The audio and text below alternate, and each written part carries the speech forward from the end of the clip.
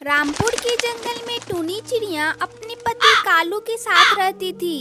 टूनी चिड़िया की एक बेटी और एक बेटा था। बेटी का नाम उसने पिंकी और बेटे का नाम उसने मोलू रखा था। दोनों बच्चे स्कूल में पढ़ते थे। कालू कौवा एक होटल में खाना बनाने का काम करता था। एक दिन जब वो सोकर उठा तो जोर जोर से चिल्लाने लगा, टूनी, अरे ओ टूनी, ये देखो मुझे क्या हो गया। कालू कौवे के चिल्लाने का आवाज सुनकर टूनी चिड़िया वहाँ आती है। क्या हुआ जी, सुबह सुबह शोर क्यों मचाने लगे? मुझे बहुत काम करने हैं, जल्दी बोलो क्या बात है? टूनी ये देख, मेरा तो पैर ही काम करना बंद कर दिया है। ऐसे कैसे हो सकता है? अभी तक तो सब ठीक था। इतना कहकर टूनी चिड़िया अपने काम में लग जाती है। इस तरह कई दिन गुजर जाते हैं, लेकिन कालू कौवे की हालत में कोई सुधार नहीं होता। सुनो जी, घर का सारा राशन खत्म हो गया है और तुम भी बिस्तर पर पड़े हो। मैं सोच रही हूँ तुम्हारी जगह होटल में जाकर मैं काम करूँ। इससे घर में दो पैसे भी आएंगे और बच्चों का पेट भी भरेगा। टूनी चिड़िया कालू कौवे की होटल में जाती है। होटल का मालिक टूनी चिड़िया को देखता है तो उसे डांटने लगता है। क्यों रे, तेरा पति कहाँ है? ज्यादा काम है उसे?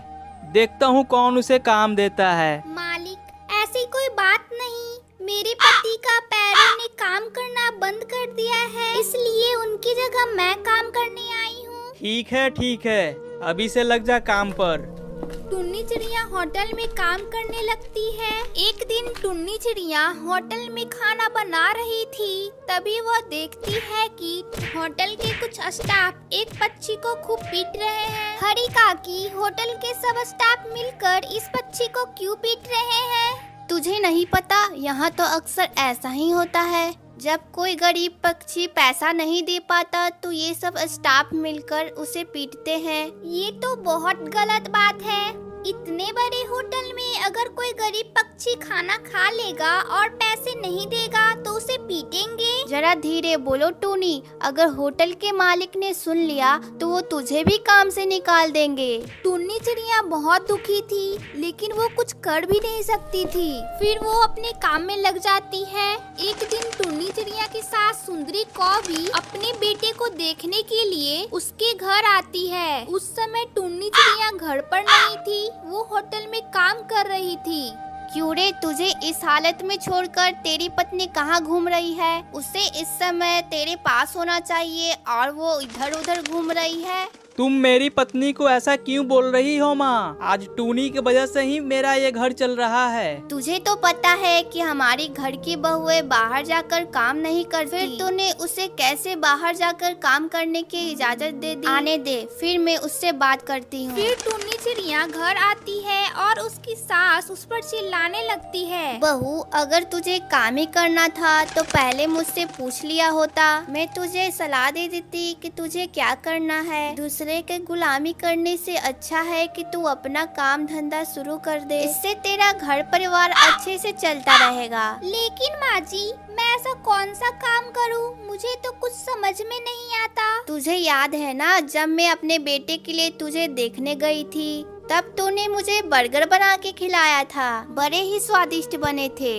इसीलिए तो मैंने तुझे अपने घर की बहू बना के लाई थी। ऐसा कर बहू, तू अपनी एक छोटे से बर्गर की दुकान खोल ले। आप बिल्कुल ठीक कह रही हैं माँ जी, मैं कल ही एक छोटी सी बर्गर की दुकान खोल लेती हूँ। इससे मैं गरीबों को भी खिला पाऊंगी। टूनी चिड़िया को अपनी सास की सलाह पसंद आ जाती है और अगले ही दिन अपनी एक बर्गर की दुकान खोल लेती है। आओ आओ हरी काका, मैं आपको 10 रुपए में भरपेट बर्गर खिलाऊंगी। जल्द ही टूनी चिड़िया की दुकान पर 10 रुपए में बर्गर खाने वालों की बहुत सारी भीड़ लग जाती है। कुछ ही दिनों में टूनी चिड़िया को बर्गर से अच्छी कमाई होने लगती है। फिर सभी खुशी खुशी रहने लगते हैं। एक दिन लूसी कबूतरी अपनी कार पे बैठकर शॉपिंग करने जा रही थी। लूसी कबूतरी एक चिड़िया से टकरा जाती है। तुम देखकर नहीं चल सकती क्या? तुम्हारी वजह से मेरी कार को कुछ हो जाता तो? अरे लूसी कबूतरी, तुम? हाँ, मैं यहाँ एक बड़े से घर में रहती हूँ। और तुम कहाँ रहती हो? मैं तो यहाँ एक छोटी सी दुकान में काम करती हूँ और किराए के घर में रहती हूँ। इतने दिन बाद दिखाई दी हो, फिर भी तुम गरीब के गरीब ही रह गई और मुझे देखो मैं कहां से कहां पहुंच गई। मेरी शादी एक बहुत ही अमीर कबूतर से हुई है। देखो मैंने ये हेयर कटिंग कराई है, पता है तुम्हें ये 5,000 की कराई है। ये तो बहुत अच्छी लग रही है। हाँ, अच्छा लगने के अलावा तुम कर ही क्या सकती हो, इतना महंगा हेयर कटिंग तुम तो करा भी नहीं सकती। अच्छा अब मैं चलती हूँ, काफी देर हो गई है। ऐसा कहकर लूसी कबूतरी वहाँ से चली जाती है। लूसी कबूतरी जब घर पे लौटती है, सुनो कालू नौकर, मेरे लिए एक गिलास ठंडा पानी लेके आ। अभी लाता हूँ मेम साहब। ये लीजिए मेम साहब। कितनी देर हो गई मुझे आए हुए, लेकिन तुम्हें ये नहीं लगा कि मुझे एक गिलास ठंडा पानी लाके दे दे? माफ कर दीजिए मेम साहब, मेरा ध्यान नहीं रहा। लेकिन मेम साहब मुझे कुछ पैसे एडवांस में चाहिए। मेरी बहन की तबीयत बहुत ज्यादा खराब है, मुझे गांव जाना है। क्यों, क्या हो गया तुम्हारी बहन को? वो बहुत बीमार है, डॉक्टर भी सही से नहीं बता पा रहे हैं कि उसे क्या बीमारी है। अभी मैं पैसे लेकर जाऊंगा और उसका सही से इलाज करवाऊंगा। अच्छा ठीक है, मेरे घर में बीमारी का नाम मत लो। जब तुम अपना काम खत्म कर लोगे तब मैं तुम्हें पैसे दे दूंगी। मेम साहब आपने कहा था कि काम खत्म होने के बाद आप मुझे पैसे दे देंगी। आज शाम 6 बजे की मेरी बस है, अच्छा होता कि आप पैसे मुझे दे देती। अच्छा ठीक है, चले जाना। पहले मेरे लिए एक कप चाय लेके आ। कालू कौवा चाय बनाने चला जाता है। ये लीजिए मेम साहब आपकी चाय। लूसी कबूतरी चाय जानबूझकर गिरा देती है। अरे नहीं, ये तो चाय गिर गई, अब तुम इसे साफ करके ही जाना। फिर कालू कौवा घर को साफ करने लगता है। तभी लूसी कबूतरी वहाँ आती है। अरे तुम पूरे टाइम झाड़ू लगाते रहोगे क्या? जाओ जाके बर्तन साफ कर दो। मेम साहब मुझे गांव जाने में बहुत देर हो रही है, आप मुझे पैसे दे दीजिए। अगर तुम्हें पैसे चाहिए तो जो काम मैंने कहा है वो तुम्हें करना ही पड़ेगा। ऐसे ही शाम हो जाती है। मेम साहब अब मैंने पूरा काम कर दिया है, अब तो मुझे पैसे दे दीजिए। अरे कौन से पैसे? अगर तुम गांव चले गए तो घर का काम कौन करेगा? जाओ जाके जो काम बचा है वो करो। कालू रोता रोता किचन की तरफ खाना बनाने जा रहा था। तभी बंटी कबूतर ऑफिस से आता है। कालू तू रो क्यों रहा है? मालकिन ने मुझे पैसे नहीं दिए। मेरी बहन बहुत बीमार है, अगर मैं समय से नहीं गया तो उसे कुछ भी हो सकता है। अच्छा कोई बात नहीं, मैं तुम्हें पैसे देता हूँ। ये लो पैसे और जल्दी से तुम गांव जाओ। अरे बंटी कबूतर, ये तुमने क्या किया? उस कालू नौकर को तुमने गांव जाने दे दिया। अब घर का काम कौन करेगा? मैं तो घर का काम नहीं करने वाली। अब घर का जो भी काम है अब तुम ही करोगे। अब लूसी कबूतरी घर का सारा काम बंटी कबूतर से करवाने लगती है। लूसी कबूतरी फोन से अपनी सहेलियों से घंटों बात किया करती थी।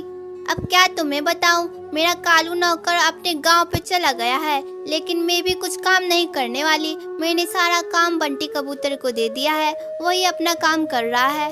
बंटी कबूतर अपनी पत्नी लूसी से बहुत परेशान हो चुका था। घर का सारा काम करते करते बंटी कबूतर बहुत बीमार पड़ जाता है और अपनी ऑफिस नहीं जा पाता है। बंटी के ऑफिस ना पहुंचने की वजह से बंटी का सेठ उसे ऑफिस से निकाल देता है। ऐसे ही कई महीने बीत जाते हैं। बंटी कबूतर को कोई भी नौकरी नहीं मिल रही थी। फिर उनका गाड़ी बंगला सब बिक जाता है और वे रोड पे आ जाते हैं। फिर बंटी कबूतर लूसी कबूतरी से कहता है, ये सब तुम्हारी वजह से हुआ है। अगर तुम अपना काम करती तो मेरी नौकरी नहीं जाती और आज हम खुशी खुशी रहते। ये सब तुम्हारी वजह से ही हुआ है।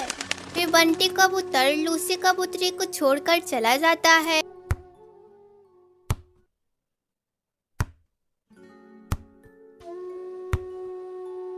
एक समय की बात है, सुंदरवन के जंगल में टुनटुनी चिड़िया, उसकी सौतेली बहन पिंकी चिड़िया और उसकी सौतेली माँ सोनी चिड़िया के साथ रहती थी। टुनटुनी की माँ टूनी चिड़िया की मौत कुछ महीनों पहले एक सांप को काटने की वजह से हो गई थी। तब बंटी कबूतर एक विधवा चिड़िया से शादी कर लेता है। पिंकी चिड़िया उसी की बेटी थी। पिंकी चिड़िया टुनटुनी पर बहुत अत्याचार करती थी। एक दिन टुनटुनी खाना पका रही थी, तभी पिंकी चिड़िया वहाँ आती है और टुनटुनी से कहती है, मैंने तुझसे चाय मांगी थी और तूने अभी तक मुझे चाय नहीं दी। दीदी ये देखो, मैं अभी चाय ही बना रही हूँ। जैसे ही चाय उबल जाएगी मैं आपको लाकर देती हूँ। थोड़ी ही देर बाद टुनटुनी चाय लाकर देती है। चाय पीते ही पिंकी टुनटुनी पर चिल्लाने लगती है, ये तुमने चाय कैसी बनाई है, इसमें तो चीनी ही नहीं है, ले इसे तू ही पी ले। इतना कहकर वो इस चाय के प्याली को फेंक देती है। पिंकी चिड़िया का गुस्सा देखकर टुनटुनी रोने लगती है।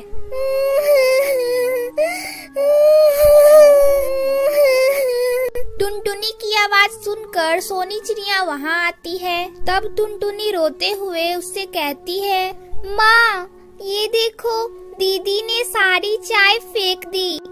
ओहो टुनटुनी, तू मेरी बेटी की शिकायत मुझसे मत किया कर। चल अब चल के सफाई कर।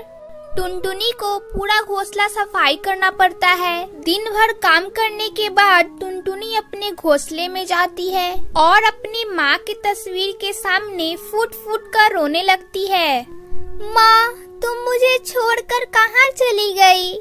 पिंकी चिड़िया मुझे बहुत सताती है। पापा भी अब मुझसे पहले की तरह प्यार नहीं करते। टुनटुनी चिड़िया रोते रोते सो जाती है। अगले दिन पिंकी चिड़िया स्कूल जाने के लिए तैयार हो रही थी। अरे ओ महारानी, मेरा स्कूल ड्रेस कहाँ है? तूने प्रेस तो कर दिया है ना? पिंकी चिड़िया की चिल्लाने की आवाज सुनकर टुनटुनी वहाँ आती है और कहती है, नहीं दीदी, कल मेरा हाथ रोटी बनाते समय जल गया था, इसलिए मैं आयरन नहीं कर पाई। तू खा खा के मोटी हो गई है, तुझे चर्बी चढ़ गई है, अब तुझसे कोई काम नहीं होता। माँ इसे अभी और इसी वक्त घर से निकालो। तब सोनी चिड़िया पिंकी से कहती है, बेटा अगर हम लोगों ने इसे घर से बाहर निकाल दिया तो इसके पापा हम लोगों को भी घर से बाहर निकाल देगा।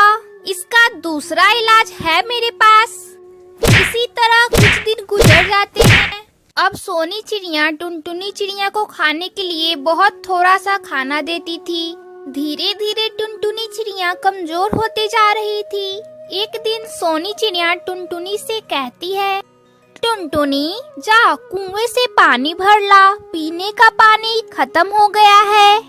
माँ मैं कुएं से पानी कैसे निकालूंगी? मैं कभी भी कुएं से पानी नहीं निकाली हूँ, मैं कुएं में गिर जाऊंगी। तू डरती क्यों है? तेरे साथ पिंकी चिड़िया भी जा रही है।